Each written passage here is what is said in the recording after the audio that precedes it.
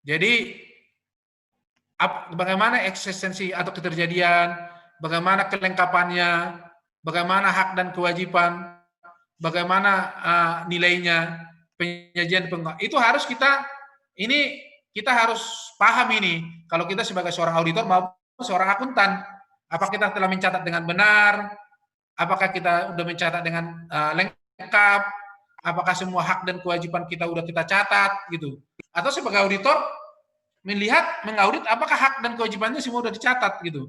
Apakah aset dan liabilitasnya sudah dicatat dengan benar gitu.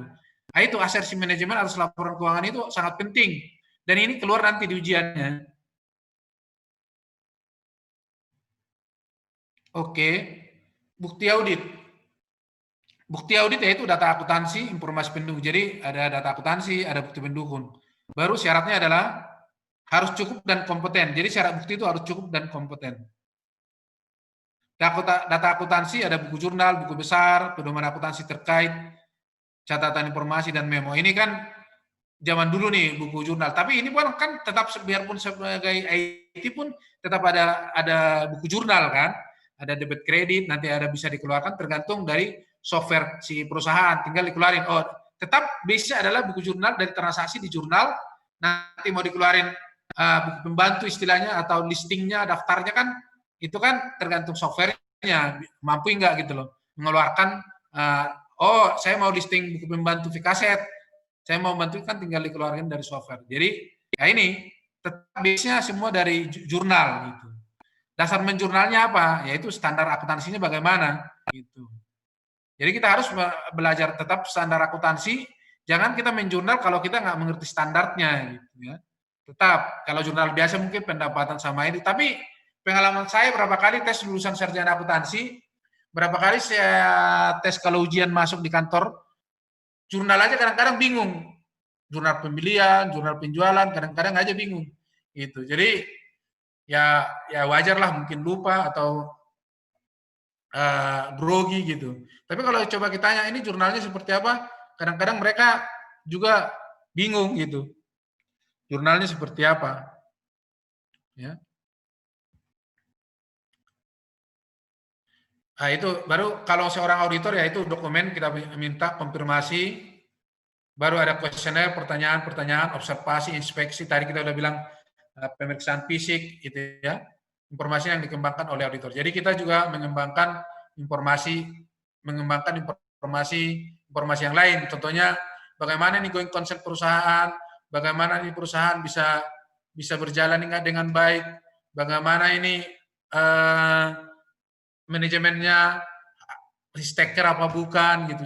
Jadi kita harus pelajarin juga gitu informasi-informasi yang kita dapat selama melakukan audit atau rencana-rencana manajemen ke depannya seperti apa. Apalagi ini sekarang kan dengan kondisi perusahaan sekarang lagi melambat, apa rencana perusahaan ke depan? Apakah mau merger, ataukah mau reissue, atau mau likuidasi? Kita harus kumpulkan informasi-informasi yang dari manajemen.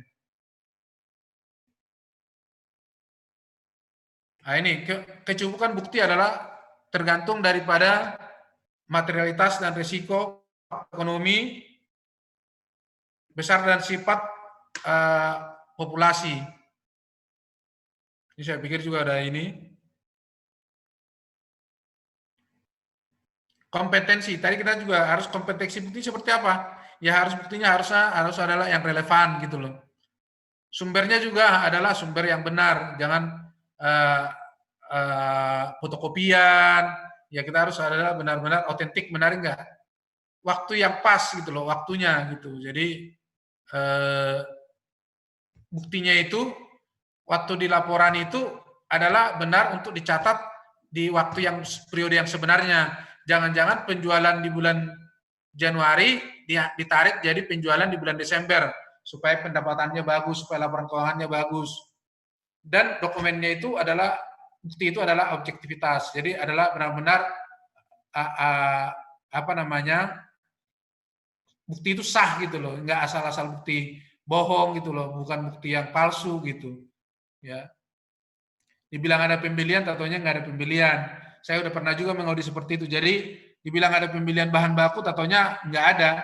buktinya ada, tapi bukti dokumennya ada, tapi sebenarnya arus barangnya nggak ada. Ini sering terjadi juga gitu. Proses analitik ini, proses analitik ini adalah kita proses audit ini ada namanya analisa. Jadi kita analisa perkembangannya gitu loh. Contohnya pendapatan per bulan kita analisa, baru per tahun kita analisa gitu. Jadi kenapa dia naik, kenapa turun gitu. Kalau kenapa turunnya signifikan, kenapa naiknya signifikan, kita harus analisa gitu. Baru prosedur berikut adalah inspeksi. Contohnya inspeksi persediaan, inspeksi fixed asset gitu. Jadi kita harus salah satu adalah prosedurnya itu. Konfirmasi. Itu ada konfirmasi bank, konfirmasi apa namanya AR, AP, modal. Jadi ini konfirmasi yang kita lakukan terhadap perusahaan-perusahaan customer, supplier gitu. Jadi dan konfirmasi ini ada namanya konfirmasi positif, ada konfirmasi negatif. Baru kita kuesioner mengajukan pertanyaan, ada kita menghitung ulang, yaitu menghitung ulang contohnya penyusutannya udah dihitung belum dengan benar, metode metodenya udah benar belum gitu. Jadi kayak persediaan juga metodenya apa, pivot atau average sudah benar belum gitu, ya itu.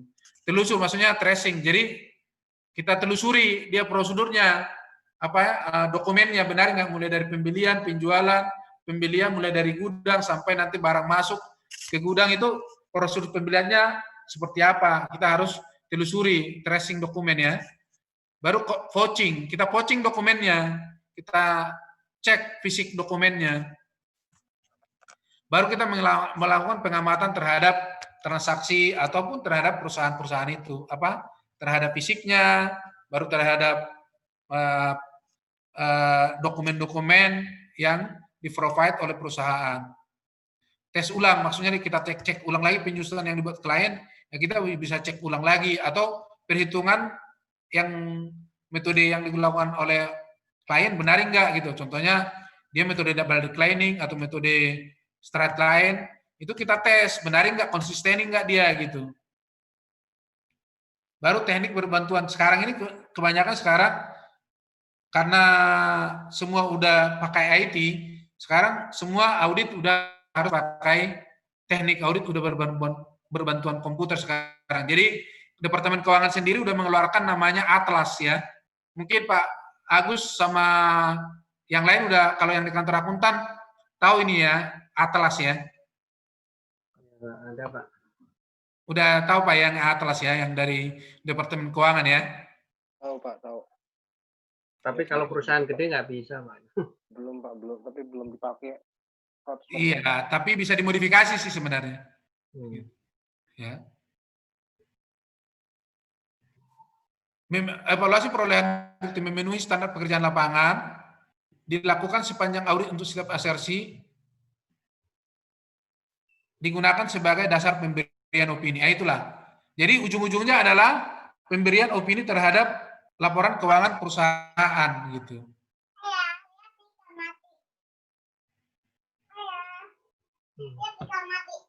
Kertas kerja audit itu pendukung utama laporan auditor gitu. Jadi jangan sampai ada kantor akuntan mengeluarkan opini audit tapi tidak ada kertas kerjanya. Ini sering terjadi nih, makanya ada dibilang akuntan pabrik palsu ya ini. Jadi dia nggak ada kertas kerja tapi mengeluarkan audit report, mengeluarkan opini lagi.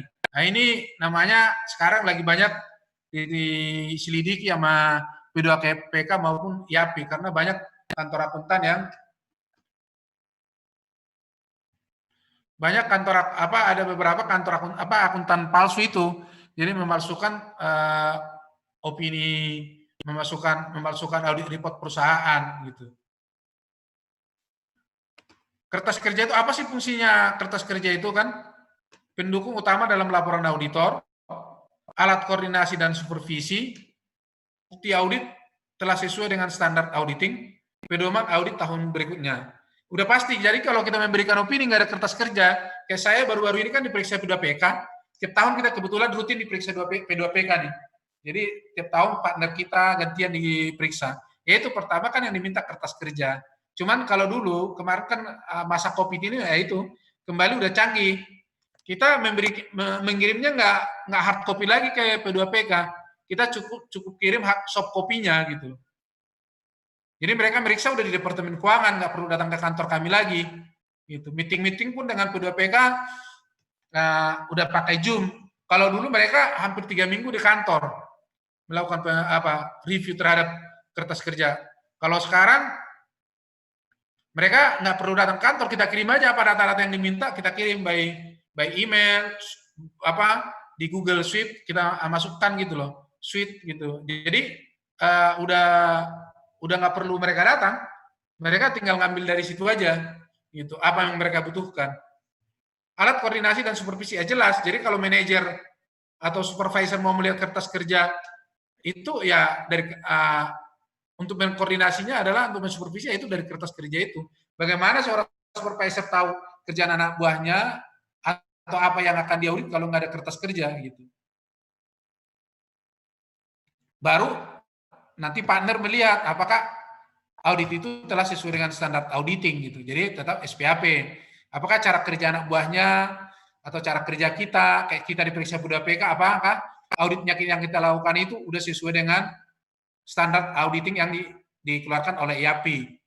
Atau OJK juga saya diperiksa tahun lalu juga gitu. Mereka apakah standar pengendalian mutu kita udah jalankan gitu. SPM namanya. Jadi ya kita juga diperiksa juga oleh OJK, oleh Departemen Keuangan, kadang dari kantor pajak juga gitu. Kadang-kadang mereka minta data juga kalau ada klien kita yang kurang koordinasi atau kurang kooperatif gitu. Jadi kadang-kadang kertas kerja kita juga diminta oleh si kantor pajak gitu. Tapi waktu kita diminta ya kita harus permisi juga permisi juga terhadap ke kliennya gitu bahwa kita akan ada data-data yang diminta oleh perusahaan kantor pajak, apakah mereka setuju? Kalau setuju kita kirim. Ya kedua adalah pedoman audit tahun berikutnya. Kadang-kadang kita kan nggak perlu lagi dari awal. Makanya kalau zaman dulu ada namanya permanent file dan current file gitu. Jadi kalau permanent file ya itu kita udah simpan gitu. Nggak bisa itu data-data yang bisa dipakai untuk tahun berikutnya, nggak perlu lagi minta ke klien gitu. Contohnya akte pendirian, account atau agreement gitu. Kan itu tinggal diupdate. Tipe kertas kerja ada namanya working trial balance ya, ini schedule dan analisa, memo audit dan dokumentasi informasi, jurnal penyesuaian dan reklasifikasi. Penyusunan kertas kerja ada namanya judul, nomor indeks, acuan silang, tikmak, dan tanda tangan dan tanggal.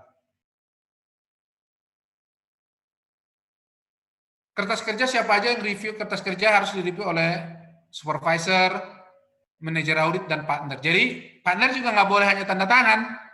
Jadi partner juga harus review kertas kerja. Cuman ya nggak semua mungkin kan. Mungkin diambil adalah hal-hal yang material dan high risk gitu. Harus direview partner gitu. Jadi berjenjang itu reviewnya. Dari mulai senior, supervisor, manajer audit, sampai partner. Kalau kadang-kadang ada namanya second partner gitu. Kadang-kadang kita perlu diskusi juga dengan second partner. Nah ini tadi permanent file ya, ini udah. Kepemilikan kertasnya itu adalah milik auditor. Auditor tidak boleh mengungkapkan ke pihak lain tanpa izin klien. Nah ini tadi saya bilang. Jadi kita aja kalau kantor pajak pun minta data ke kita nggak boleh main kasih aja ke kantor pajak, biarpun dia pemerintah. Tetap kita harus izin ke klien. Nah, ini disimpan sekarang dengan ketentuan undang-undang. Dulu kalau undang-undang akuntan publik disimpannya 5 tahun. Tapi kalau pengarsipan mungkin 10 tahun gitu ya, undang-undang pengarsipan. Tapi kalau undang-undang akuntan publik udah diatur di undang-undang bahwa file itu disimpan paling tidak 5 tahun. Sama dengan kantor pajak juga gitu, 5 tahun ya. Saya pikir untuk malam ini cukup. Kalau ada pertanyaan silakan Bapak Ibu.